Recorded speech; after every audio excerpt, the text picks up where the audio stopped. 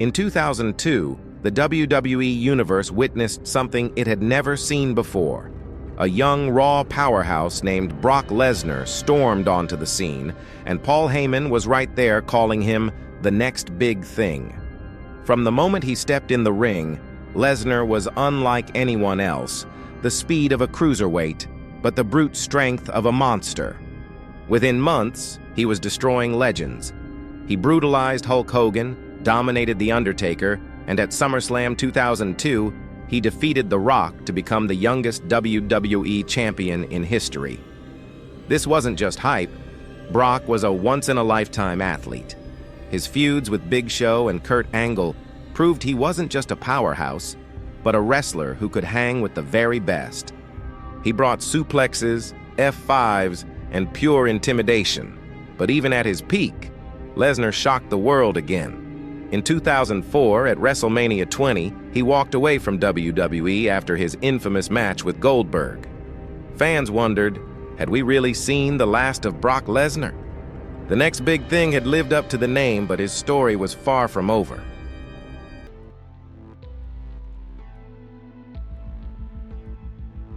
After leaving WWE in 2004, Brock Lesnar wasn't done proving himself. In Japan, he shocked the world by winning the IWGP Heavyweight Championship on his very first night in New Japan Pro Wrestling. But his hunger didn't stop there. Brock turned his attention to a brand new battlefield, the world of mixed martial arts. In 2008, Brock Lesnar entered the UFC, and people doubted whether a former pro wrestler could survive against elite fighters. But Brock silenced every critic.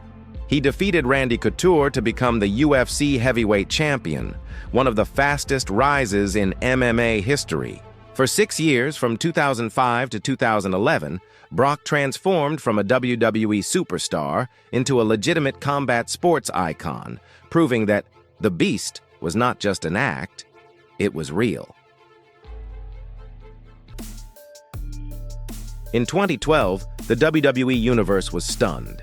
After nearly a decade away, Brock Lesnar stormed back into WWE, no longer just an athlete, but a destroyer forged in the world of UFC. He was bigger, meaner, and more dangerous than ever. His first target? John Cena. The F5 heard around the world announced that the Beast Incarnate was here to dominate. Brock's war with Triple H proved this wasn't the same smiling rookie we saw in 2002. This was a cold-blooded machine. He broke arms, shattered egos, and left legends broken in his wake. Even Shawn Michaels wasn't safe from Brock's fury. In 2013, Brock clashed with CM Punk in one of the most brutal matches of the decade, showcasing not just his size, but his terrifying speed and stamina. And then came the moment that defined his career, WrestleMania 30. Brock Lesnar stood across the ring from The Undertaker, undefeated at WrestleMania. Nobody thought the streak could end, until Brock hit that final F5. The count of 3 echoed through the arena, and history changed forever. 21-1. The dead man's streak was dead, and Brock Lesnar was immortalized as the man who broke it. From that night on, Brock wasn't just the Beast, he was the Conqueror.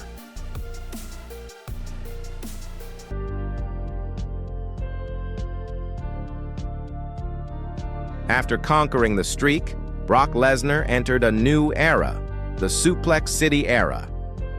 In 2015, at WrestleMania 31, he unleashed a phrase that would define his dominance: "Suplex City, bitch!" From that moment on, Brock wasn't just a beast. He was a one-man wrecking crew, tossing opponents across the ring like rag dolls. His battles with Roman Reigns turned into wars of attrition, with both men leaving the ring battered but unbroken. At SummerSlam 2016, Brock brutalized Randy Orton so badly that the match ended in a technical knockout. Bloodied and beaten, Randy was just another victim of the Beast. Then came Brock's reign as Universal Champion. Starting in 2017, he held the title for a staggering 503 days, mowing down challengers like Braun Strowman, Samoa Joe, and AJ Styles. Every match wasn't just a fight. It was survival against the apex predator of WWE. But Brock's dominance wasn't without controversy. Fans grew tired of his rare appearances and part-time schedule, but that only made him more dangerous. Every time the Beast Incarnate showed up, it was an event. And you knew destruction would follow. By the time Seth Rollins finally toppled him at WrestleMania 35, Brock Lesnar had cemented himself as the most unstoppable force of his generation.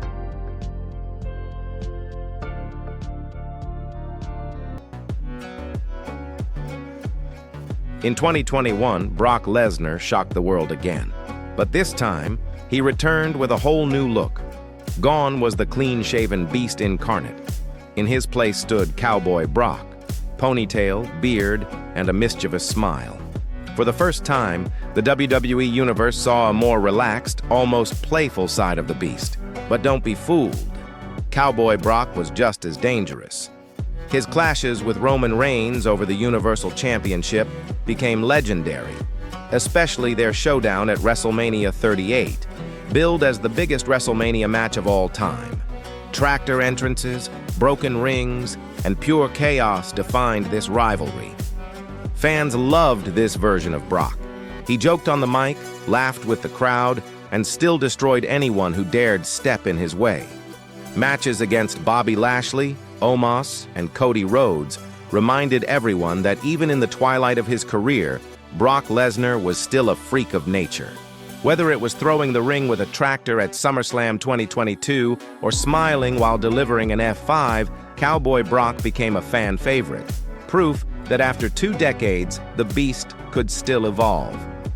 And as his legendary career winds down, one thing is certain: there will never be another Brock Lesnar.